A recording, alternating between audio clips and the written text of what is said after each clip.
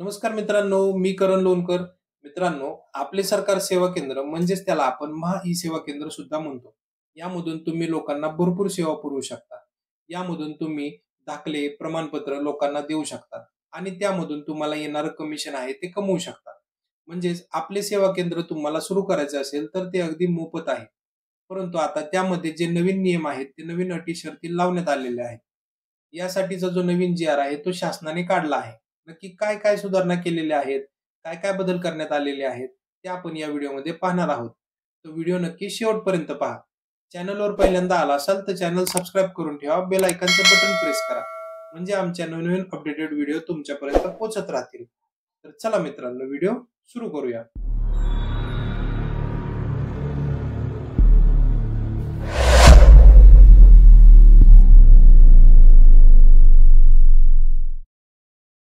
तर मित्रांनो, आता तुम्हाला स्क्रीनवरती जो दिसत आहे ते आपल्या सरकारचा जो नवीन जी-आर आलेला आहे तो जी-आर आहे. आता याच्यामध्ये काय काय गोष्टी दिलेल्या आहेत त्या आपण थोडक्यात समजून घेणार आहोत. म्हणजे नेमकं आपल्या सरकारच्या जी-आर मध्ये त्यांनी काय सुधारणा केलेली आहे. तर सर्वात प्रथम आपण इथं पाहणार आहोत की आपले सरकार सेवा केंद्राबाबत केंद्र शासनाच्या CSC 2.0 अंतर्गत मार्गदर्शन सूचनेबाबतच्या तरतुदींमध्ये सुधारणा करण्यात आली आहे. आता मार्गदर्शनच्या ज्या मेन सुधारणा आहेत, आता त्या नेमक्या मेन सुधारणा काय आहेत, तर त्या आपण थोडक्यात समजून घेणार आहोत. इथं जर तुम्ही पाहिलं तर तुम्हाला 2 जून 2025 तारखेचं हे अशा पद्धतीचा हा जी-आर आहे. आता याच्यामध्ये शासन शुद्धीपत्रक जे आहे ते शासन शुद्धीपत्रक काय सांगतं ते आपण थोडक्यात पाहूया. आता इथं जर पाहिलं तर त्यांनी सांगितले आपले सरकार सेवा केंद्राबाबत केंद्र शासनाच्या CSC 2.0 अंतर्गत मार्गदर्शक सूचना याबाबतच्या दिनांक 19 जानेवारी 2018 रोजीच्या शासन निर्णयातील परिच्छेद क्रमांक 2 मधील 2.5 ब त्या ग्रामपंचायत क्षेत्रात किंवा नागरिक क्षेत्रात झोन वॉर्ड भागात CSC CSPV कडे ऑनलाईन नोंदणीकृत CSC केंद्र नागरिकांना B2C सेवा प्रदान करत असलेली आपली सेवा केंद्र दर्जा प्राप्त करण्यासाठी जिल्हाधिकाऱ्यांकडे अर्ज करू शकतात. वर नमूद भौगोलिक क्षेत्रात कार्यरत इतर केंद्रही CSC SPV व्यतिरिक्त अर्ज करण्यास पात्र राहतील. त्या भौगोलिक क्षेत्रात राहणारा कोणताही व्यक्ती ज्यांचे केंद्र सुरू नसेल परंतु जो CSC SPV चे केंद्र मिळवण्यासाठी विहित केलेल्या अटी व शर्ती पूर्ण करत असेल असा व्यक्ती आपले सरकार व सेवा केंद्रांसाठी अर्ज करण्यास पात्र राहील. म्हणजे काय आहे की ज्या त्या गावात ज्याला त्याला CSC आपले सेवा केंद्र चालू करता येणार आहे. म्हणजे समजा उदाहरणार्थ तुम्ही प्रॉपर बारामतीचे आहात आणि तुम्ही मोरगावमध्ये जर CSC सेंटर चालू करायची इच्छित असाल तर ते होणार नाहीये. आता त्याच्याऐवजी काय झालेलं आहे, आता त्याच्या ऐवजी याऐवजी पाहूया. याऐवजी मध्ये त्यांनी आता काय सांगितलंय ते थोडक्यात समजून घेणार आहोत. यामध्ये त्यांनी सांगितलं यापुढे त्या ग्रामपंचायत क्षेत्रात किंवा नागरिक क्षेत्रात झोनवाढ भागातील खालीलप्रमाणे विहित अर्ज केलेल्या अटी व शर्ती पूर्ण करत असेल अशी व्यक्ती आपले सरकार सेवा केंद्रासाठी अर्ज करण्यास पात्र राहील. म्हणजे आता इथं ज्या खाली नियमवाटी दिलेल्या आहेत त्या नियमवाटीनुसारच ती व्यक्ती जर पात्र असेल तरच त्यांना आपले सेवा केंद्र मिळणार आहे. आता त्या अटी काय आहेत?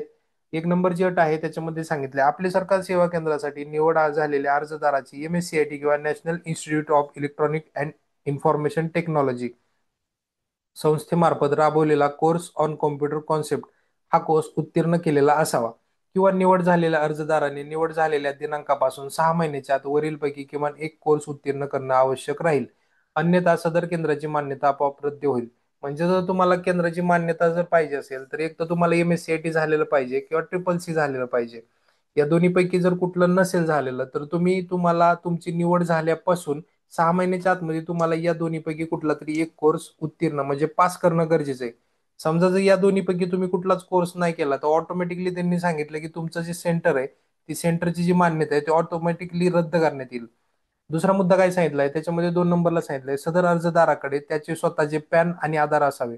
म्हणजे काय की बरेचशा लोकांकडे पॅन कार्ड नसतं, म्हणजे व्यवसाय चालू करतात पण त्यांचा वैयक्तिक असं त्यांचं पॅन कार्ड नंबर नसतो. तर पॅन कार्ड आणि आधार कार्ड असणं गरजेचं आहे. त्याच्याशिवाय तुम्हाला CSC सेंटर मिळणार नाही. अजून काय सांगितले, तसेच अर्जदार हा त्या भौगोलिक क्षेत्रातील रहिवासी असावा. सदर अर्जदारास मराठी आणि इंग्रजी भाषेचे ज्ञान असावे. म्हणजे काय आहे की जसं मी आता सांगितलं की तुम्ही बारामतीचे रहिवासी आहात आणि तुम्हाला मोरगावला घ्यायचंय सेंटर, तर ते तसं होऊ शकत नाही. आता त्याच्यात अजून त्यांनी काय सांगितलंय, तसेच परिच्छेद क्रमांक 2 मधील 2.5 क येथे जिल्हाधिकाऱ्यांनी प्राप्त अर्जाची छाननी CSC SPV यांच्या समन्वयाकडून करून घ्यावी. जिल्हा समन्वयकांनी अशा अर्जाची छाननी करावी व परिशिष्ट ब मधील नमुन्याची माहिती धरून अहवाल सादर करावा. दिनांक 23/8/2002 च्या शासन निर्णयान्वये स्थानिक केलेल्या जिल्हाधिकारी यांच्या अध्यक्षतेखालील जिल्हा सेतू समिती समोर सदर अहवाल सादर करून केंद्रांना आपले सरकार सेवा केंद्रांचा दर्जा देण्याबाबतचा निर्णय घेण्यात यावा. त्याच्यानंतर अजून पुढे सांगितले, आपले सरकार सेवा केंद्र दर्जा प्रदान करण्यासाठी एकापेक्षा अधिक अर्ज प्राप्त झाल्यास ज्या केंद्राची मागणी 6 महिन्याच्या कालावधीमध्ये BRC म्हणजे बिझनेस टू सिटीजन चे अधिक व्यवहार केलेले असतील म्हणजे संख्या, अशा कॉमन सर्व्हिस सेंटरचा आपले सरकार सेवा केंद्राच्या दर्जा प्राप्तीसाठी प्राधान्याने विचार करावा. याबाबत जिल्हाधिकारी जिल्हा सेतू समिती यांचा निर्णय अंतिम राहील. आता त्याच्याऐवजी म्हणजे हे जे होतं, आता त्याच्याऐवजी अजून काय बदल झाला, त्याच्याऐवजी त्यांनी सांगितले जिल्हाधिकारी कार्यालयात कार्यरत सेतू प्रभारी अधिकारी व जिल्हा प्रकल्प व्यवस्थापक हे संयुक्तरित्या अर्जाची छाननी पार पाडतील. तसेच दिनांक 23/8/2002 च्या शासन निर्णयान्वये स्थापित केलेल्या जिल्हाधिकारी यांच्या अध्यक्षतेखालील जिल्हा सेतू समिती समोर सदर प्रस्ताव ठेवून आपले सरकार सेवा केंद्र देण्याबाबतचा निर्णय घेण्यात येईल. आपले सरकार सेवा केंद्र प्रदान करण्यासाठी त्या त्या भौगोलिक क्षेत्रात एकापेक्षा जास्त अर्ज प्राप्त झाल्यास खालीलप्रमाणे प्रक्रिया राबवून गुणांक करण्यात येईल. आता खालील प्रक्रियेमध्ये काय आहे, जर समजा एकाच क्षेत्रासाठी जर तुमचे जास्त अर्ज आले तर तिथं कोणाला प्राधान्य देणार आहे, तर त्यांनी सांगितले समितीद्वारे खालीलप्रमाणे गुणांकाची व मुलाखतीची प्रक्रिया पार पाडण्यात येईल. तसेच सदर समितीचा निर्णय अंतिम राहील. म्हणजे मुलाखत घेणार आहे आणि त्याच्यातून तुमचं सिलेक्शन होणार आहे. अजून काय आहे, सदर निवड प्रक्रियेमध्ये 100 गुण निर्धारित करण्यात येतील. गुणांची विभागणी खालीलप्रमाणे 100 गुणांची परीक्षा असणार आहे आणि ते परीक्षा त्याच्यामध्ये डिवायडेशन केलेलं आहे. कोणत्याही शाखेचा पदवीधर असल्यास तुम्हाला 30 गुण मिळणार आहेत. कोणत्याही शाखेचा पदव्युत्तर असेल तर 25 गुण मिळणार आहेत. CSC केंद्र असल्यास 25 गुण आहेत. समितीकडून मुलाखतीचे गुण 20 असणार आहेत. आणि मुलाखतीच्या गुणांची विभागणी अशा पद्धतीने केलेली आहे. त्याच्यामध्ये तांत्रिक ज्ञान असल्यास 6 गुण, लोकसेवेचा हक्क अधिनियम 2015 चे ज्ञान असल्यास 4 गुण, सामान्य ज्ञान, व्यक्तिमत्व, सामाजिक क्षेत्रात राबवलेले उपक्रम अथवा सामाजिक क्षेत्रात केलेल्या कार्याचा अनुभव असल्यास 10 गुण, अशा पद्धतीचे तुम्हाला मार्क मिळणार आहेत. तर मित्रांनो, आपल्या सेवा केंद्रासाठीचं हे अशा पद्धतीचं CSC सेंटरचं जे शुद्धीपत्रक आहे, हे GR आहे, हा GR आपल्याला आलेला आहे.